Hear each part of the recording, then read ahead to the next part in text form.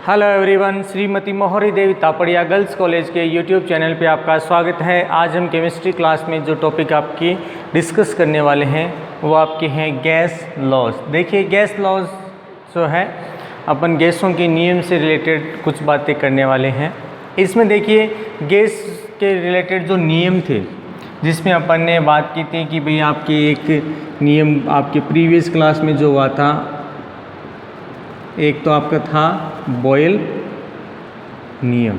ये आपके कल हो गया था कि भी अपन ने जो है स्थिर ताप पर जो है आयतन और आपके जो आपकी ताप आपके दाब है उसके बीच का संबंध देखा था कि भाई किस तरह से एक दूसरे से ये आपके स्थिर ताप पर संपन्न होते हैं। फिर इससे रिलेटेड अपन ने बहुत सारे एक्सप्लेनेशन दिए। फिर इसमें एक अपन ने परवलयाकार इसके अंदर जो ग्राफ है वो भी बनाया था, जिसको अपने सम तापी वक्र के नाम से भी इसको बताया था कि भाई ये आपके क्या है, स्थिर ताप पे होता है प्रक्रम, इसलिए ये जो परवलयाकार आपका वक्र प्राप्त होता है समतापी वक्र के नाम से भी जाना जाता है।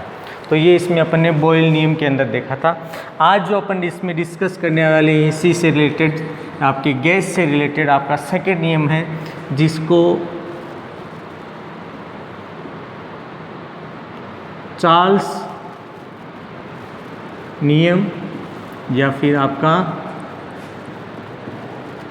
गै-लुसाक नियम के नाम से जाना जाता है।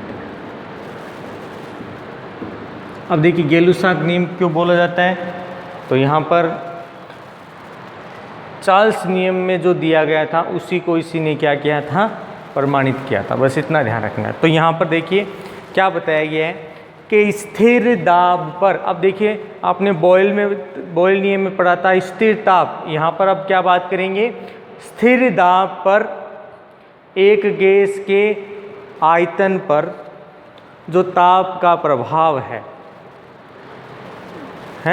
उसका अध्ययन चार्ल्स नामक वैज्ञानिक किया था। किसने? आपके इस चार्ल्स वैज्ञानिक। किसने? कि भाई आपके स्थिर दाब पर, कि दाब क्या है, निश्चित किया गया है, और निश्चित दाब पर क्या बताया गया है कि आपके किसी गैस के आयतन पर लगने वाले ताप का प्रभाव है वो इसमें अध्ययन किया गया था। अब देखिए इसके जो है आपके चार्ल्स ने इस नियम को किया था।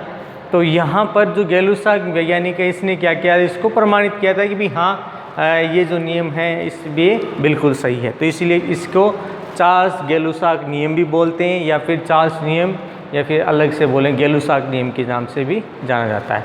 अब देखिए यहाँ पर बात करें कि इसके अनुसार ये क्या कहता है कि स्थिर दाब पर किसी गैस के निश्चित मात्रा का जो आयतन है वो ताप में वृद्धि के साथ आपके प्रत्येक सेंटीग्रेड पर, यानी प्रत्येक डिग्री सेंटीग्रेड पर वृद्धि होती है या फिर कम होता है। क्या ध्यान रखना है कि स्थिर आपके दाब पर गैस का जो आयतन है वो प्रति सेंटीग्रेड, अब देखिए प्रति सेंटीग्रेड यहाँ पर किससे रिलेटेड बात करें, ताप से, कि प्रति सेंटीग्रेड जो आपका ताप में कमी और जो वृद्धि हो रही है, ठीक है, वह अपने 0 सेंटीग्रेड आयतन पर क्या होगा कि वो आपके 1/273वां भाग आपका बढ़ सकता है और घट भी सकता है।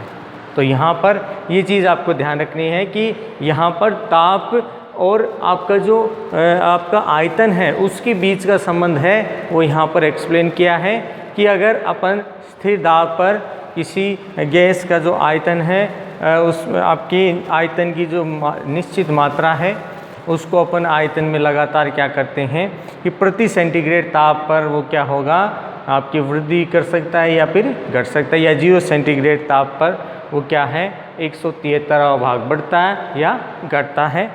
और इसके आधार पर क्या कर सकते हैं, जो गै-लुसाक है उसने ये नियम दिया था।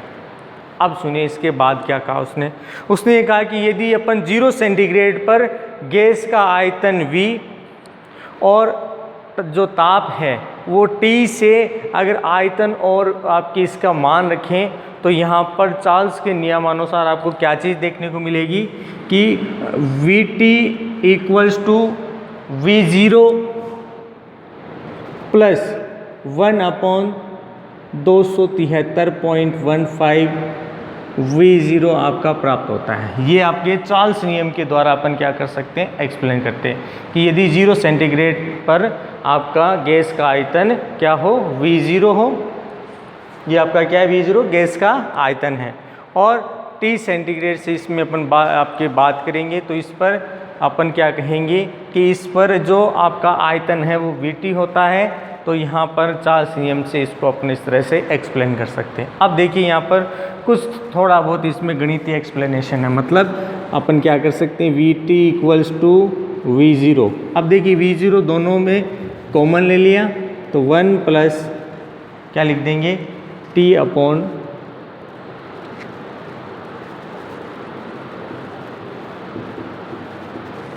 ये आपका मान हो जाता है। ठीक है, ये आपका क्या T है, ठीक, T सेंटीग्रेड में। तो ये आपका हो जाता है।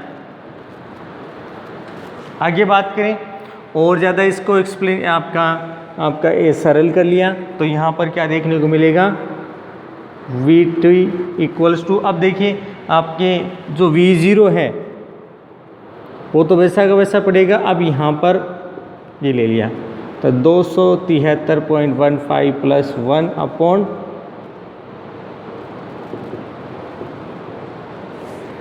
ये आपके प्राप्त हो जाता है। और इजी किया तो यहाँ पर इसके अंदर और क्या देखने को मिलेगा आपको कि यही आपका अगर V0 अपन इस तरफ ले आए तो VT upon V0 equals to 273.15। अब देखिए अपन ने ये T तो ले रखा है, ये क्या ले रखा है, T तो ले, तो ये आपका प्लस T अपॉन ये ले लिया। ठीक है, तो यहाँ पर अपन इस वैल्यू को भी क्या कर सकते हैं, लिख सकते हैं। अब यहाँ पर 0.15 को यहाँ पर अपन इस क्या कर देते हैं, इस तरह से कर सकते हैं।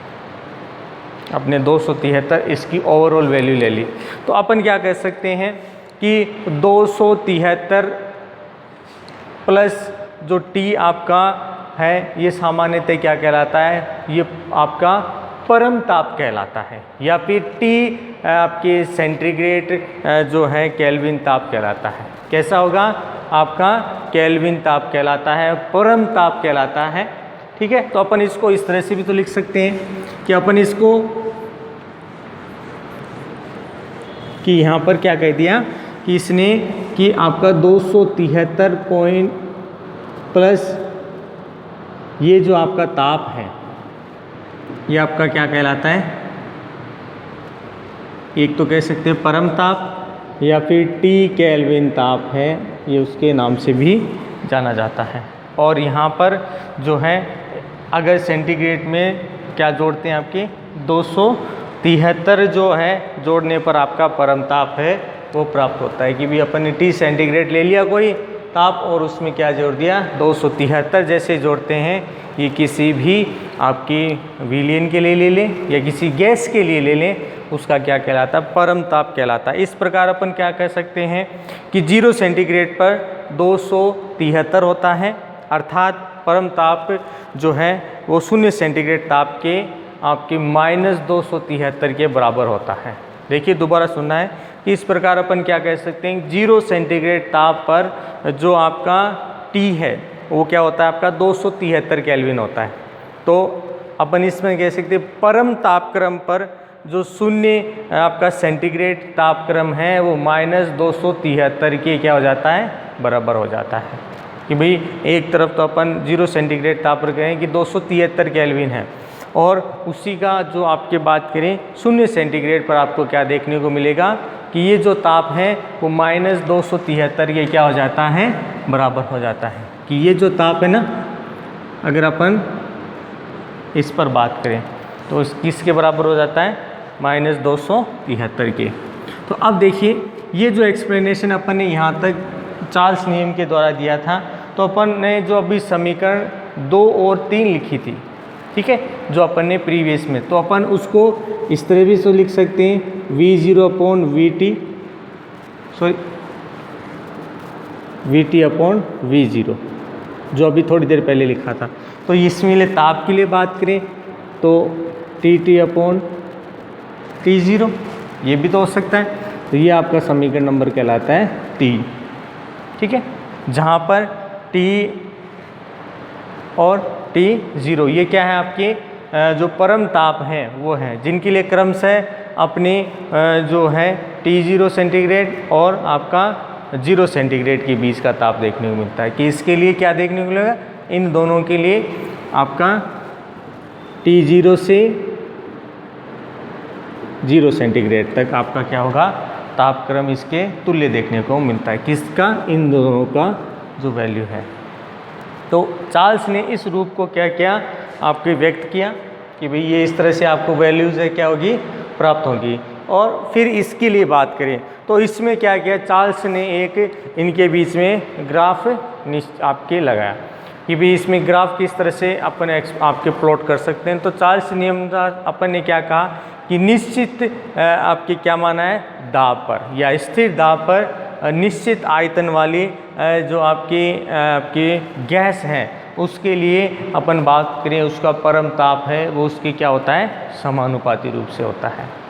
अपन क्या कह सकते हैं कि चार्ल्स नियमानुसार स्थिर दाब पर निश्चित आयतन, यानी आयतन मतलब अपन इस यहाँ पर द्रव्यमान से ले रहे हैं कि उसका द्रव्यमान कितना है, गैस का जो आयतन है वो उसके परम ताप के क्या होता है, समानुपाती होता है। 0 सेंटीग्रेड यहाँ पर अपन उसके लिए बात कर सकते हैं।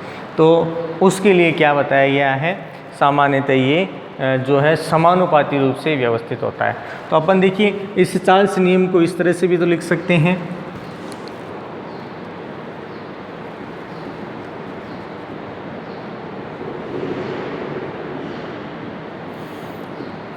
चार्ल्स नियम में अपन ने क्या कहा कि भी स्थिर दाब है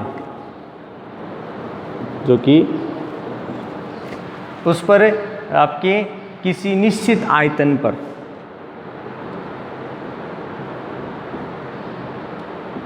या आयतन मात्रा कहते हैं, इसको अपन द्रव्यमान कहते थे। तो यहाँ पर उसमें गैस का जो आयतन है V, उसके परम ताप T क्या होता है, उसके समानुपाती होता है। ये आपके चार्ल्स नियम से। फिर अपन इसको थोड़ा और करें एक्सप्लेन, समानुपाती स्थिरांक लगा दिया